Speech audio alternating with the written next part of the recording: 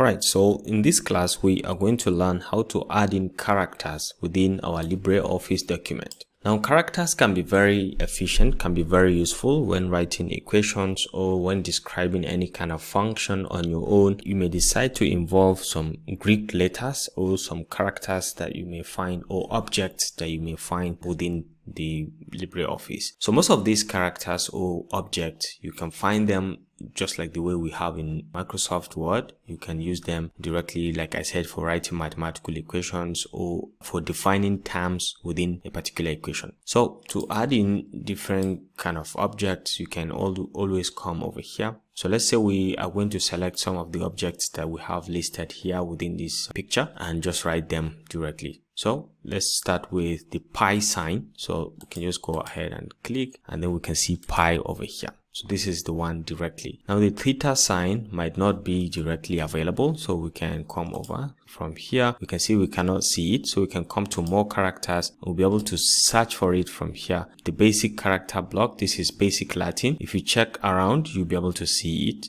Just quickly, if you can't see it, then you can just go ahead and come to over here. You can see Latin one, and you can see quite a lot has changed. And just look within. Can you find any theta? If you can't, you can just change to Latin extended.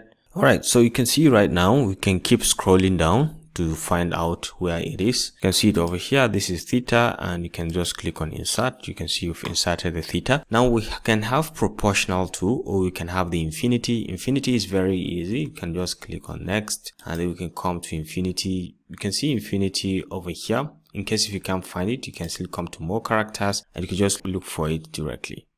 And you can see infinity over here, and you can just insert. You can equally see the proportional sign, this one, proportional to. You can just click more characters, and you'll be able to find this proportional to here. You can see it over here. You can just click on insert. So you can insert as many objects as you can, depending on the request or depending on what you are trying to write about. You can always find it. You can add this, even this summation sign or this delta sign. You can easily find it and add directly. So let's add in the summation. It's easy. You can see it over here. Insert. The delta sign is what you can find directly here. So delta.